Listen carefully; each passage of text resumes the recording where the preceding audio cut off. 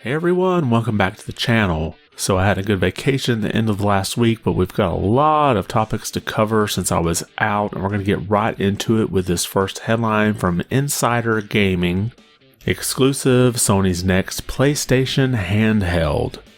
And now at the end of last week, we had this story floating around quite a bit, and it looks like this is a device that's going to look a lot like a PlayStation 5 controller, but with an 8-inch LCD touchscreen in the center. And the device will support adaptive triggers for haptic feedback, and will also include what we would expect from a handheld: volume buttons, speaker, and audio input. However, if you were thinking this would be like a standalone device like the PSP or the Vita, well, I've got some bad news for you. From the article here, it says, codenamed the Q-Lite, the next PlayStation handheld is the next piece of Sony hardware that aims to be yet another piece of hardware that requires the PlayStation 5.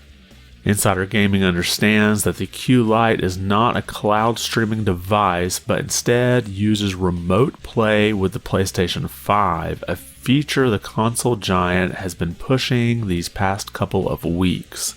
So if you've ever used remote play before, I know I've used it before with my PC. You basically can use like an app on your PC and remote play the game on your PlayStation 5.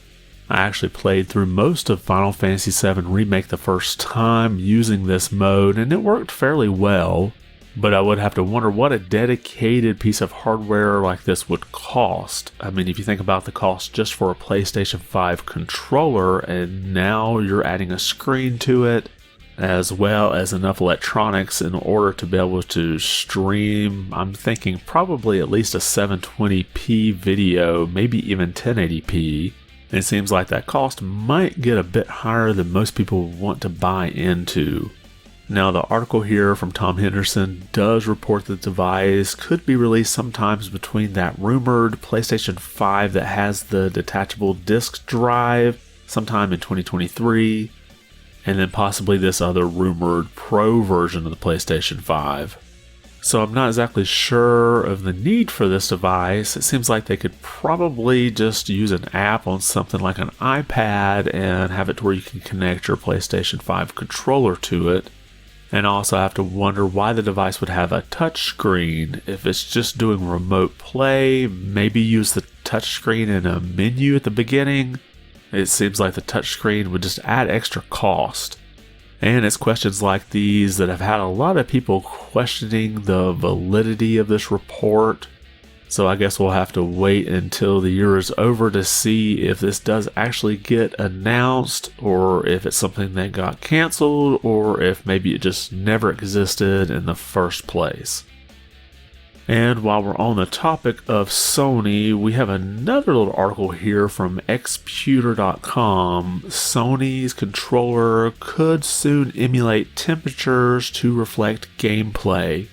So basically, there was a patent that was found from Sony that had different elements to it, one of which is this temperature changing controller. And what it looks like is in the grip of the controller, you'd have something like a Peltier cooler that could be used to either heat up or cool the grip part of the controller. So say you're playing a game and you go into a hot area, the controller could warm up, and then if you go into a snow-covered area, it could give a cool down effect. Now, this patent also describes the potential for using a combination of magnetic fluid and electric or magnetic fields to change the shape and even the hardness of the controller grip. So perhaps this could be some type of feedback to where if you're grabbing something in the game, it might change the shape in your hand or change how soft it feels. I'm not real sure. But the way the article here describes it, it says the shape or hardness of the portions of the elastic members 11, which is the grips in this diagram, changes in response to a process performed by the information processing apparatus 2, such as a game, which makes it possible, for example, to present the material of a virtual object in a game space to the user as a haptic sensation, present the temperature of a virtual object as a warm/cold sense, or the like. Now, obviously, just because Sony patents an idea like this doesn't mean they're actually going to bring it to market. I think this is kind of a neat idea, especially the temperature part, but I do have to wonder what type of drain that would pull on the controller's battery. And then I have to wonder how much price it would add to the cost of a controller for a feature that might not get used a whole lot. But let me know what you think in the comments. Do you think this is something that you could see getting used a lot, or do you think it's something that devs will just sort of pass over? And next, we had some updates added to Resident Evil 4 at the end of last week, and it may not be what a lot of people wanted. So this headline comes to us from VGC. Resident Evil 4 Remake has added microtransactions to upgrade weapons quicker. Now, the free Mercenaries mode DLC was added to the game last Friday, and this also released 11 new pieces of paid DLC called Exclusive Upgrade Tickets. Now, each ticket would cost $2.99, and there are multi-packs available at a discount. So basically, you can pay to upgrade your equipment. Now, on the surface, I'm not completely opposed to this kind of option. I would prefer that a game not have a pay-to-win option, but it is optional, especially when you're talking just the single-player portion of the game. However, what I am opposed to is patching in the pay-to-win microtransactions after the game has been reviewed and released. To me, this seems underhanded and purposeful.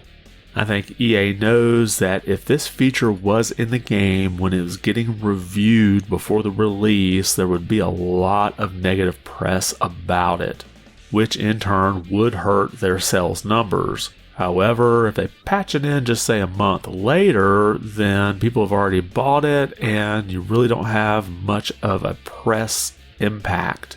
Now, I don't think a patch like this would make a difference in the ESRB rating. However, you're kind of walking a thin line there. If something like, say, loot boxes were patched in, then I could definitely see the ESRB rating either change or at least have to add another category on it for loot boxes. But let me know what you think in the comments. Do you think this is sort of an underhanded way to add microtransactions into a game and kind of bypass the review people? Or does it not bother you that much and you actually prefer to have your cheat codes paid for? And next we have some more information about the console versions of the Final Fantasy Pixel Remasters. Now, these are going to be coming out on the PlayStation 4 and the Switch on April 19th.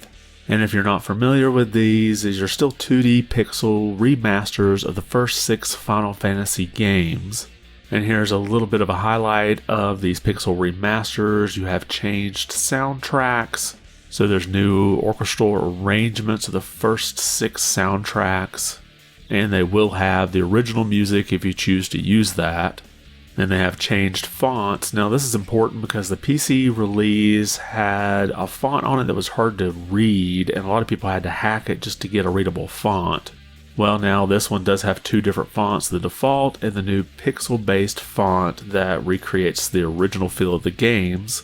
And you can also turn off random encounters, so if you just want to roam around and not have to do battles, you can do that pretty easily. And then they have what's called Adjust Experience, so you can change the amount of experience you get so that you can earn up to 4 times more experience and progress through the game a lot quicker. So I am looking forward to these, and again, they come out on April 19th, but I'm probably going to wait on a sale as the entire bundle is $75. And right now I have a whole lot of games to play and a whole lot more that are coming out over the next, say, 6 weeks. So when I see them go on sale, I'll pick them up at that point. Next, we have some classic Sega games that look like they may be coming back. We have a headline here from VGC. Sega has greenlit big budget Crazy Taxi and Jet Set Radio reboots. Now these reboots are going to be the first titles in Sega's Super Game Initiative. And if you missed that, the Super Game Initiative was announced back in May of 2021. And this is a 5-year strategy that was originally thought to be just one game, but later revealed to be a number of high-budget games. Now, this new report says that both Crazy Taxi and Jet Set Radio reboots are in the early stages of creation, but could still get canceled. However, if it does get released, it would most likely be sometime in 2024 or even 2025. Now, this information is coming originally from Bloomberg, and their sources claim that Sega is using a Fortnite type approach, which basically means expect the games to be free to play as well as a bunch of microtransactions. So while that brings my excitement for these titles down, it doesn't necessarily mean that they won't be decent games, as long as it's not just filled with a whole bunch of microtransactions that make it play to win, and the grind level is not too difficult on them. It might be something worth trying out. Now, if you weren't aware, there were actually 2 free-to-play games for Crazy Taxi before on mobile platforms. You had Crazy Taxi City Rush and Crazy Taxi Tycoon. Now, I've never played any of these, so let me know in the comments if you ever tried them out. I usually kind of ignore a game when I see that it's just a mobile game. But I do look forward to a resurrection of sorts of the Crazy Taxi franchise. That was one of my favorite games on the Dreamcast, especially with the soundtrack, and you would start driving right off to the Offspring. So any kind of resurrection or reboot of the Crazy Taxi series would have to have a pretty good soundtrack, which would exclude about any music made in the past 20 years. And next, let's take a look at last week's Famitsu sales coming out of Japan. Now, we normally cover this on Thursday or Friday, but since I was on vacation, I thought I'd go ahead and catch you all back up. Starting with the software sales, again, at number 1 we have Kirby's Return to Dreamland Deluxe. And then we have Resident Evil 4 for the PlayStation 5, followed by Resident Evil 4 for the PlayStation 4. And then a new entry at number 4, the Switch version of Winning Post 10, and we'll get to that in just a minute.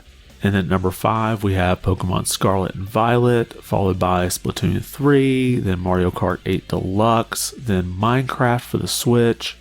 And then at number 9, we have the PS5 version of Winning Post 10. And then at number 10, we have Nintendo Switch Sports. Now, Winning Post is like a horse racing simulation game, and it's pretty much only been released in Japan. And I had to look this up because I wasn't familiar with it. But there was only one in this series that was released in the US on the Sega Saturn, which was Winning Post EX.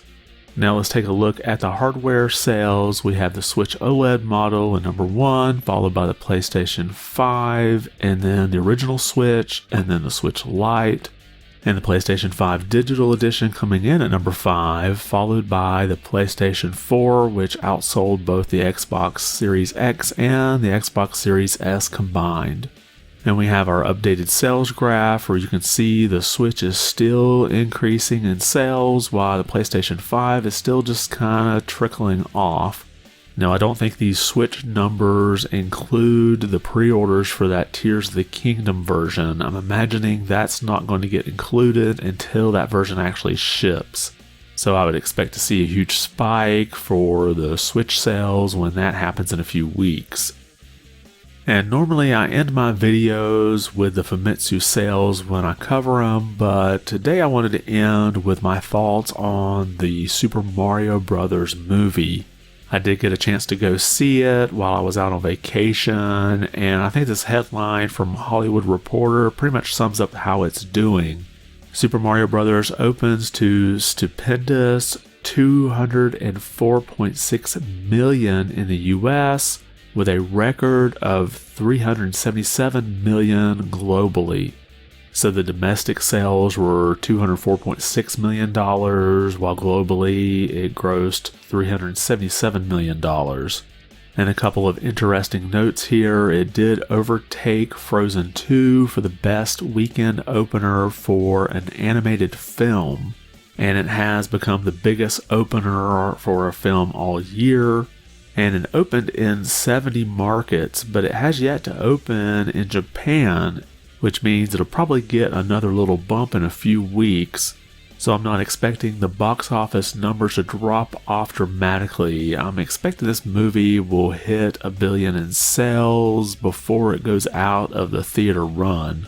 And as far as my personal spoiler-free thoughts on the movie, first, it's a great kids movie, but don't expect a deep plot here, but it was quite enjoyable. And I do want to see it again just to kind of catch how many little Easter eggs I could find. There's a lot of references for people who know the history of the series and some of the backstories of the games. And also, I thought the voice acting was fine. If I had to pick one main character's voice that I thought could have been improved, it would probably be Peach. But overall, it wasn't distracting, just not what I would have expected. But honestly, I stopped thinking about each voice fairly quickly after hearing it, and that's a good thing. And with the movie being about an hour and a half long, it definitely flies through the plot really quickly. And I think a lot of that's because it is a kid's movie, and then kids don't have a really long attention span. But I do have to wonder what kind of bonus footage might be in a deleted scene, or if they could even possibly have an extended version of it that might add maybe 10 or 15 more minutes just to go a little deeper onto some of the storylines. But overall, if I had to give it a number grade 1 to 10, probably 7, 7.5. It's definitely a movie that I would want to watch again, and I see that as a positive.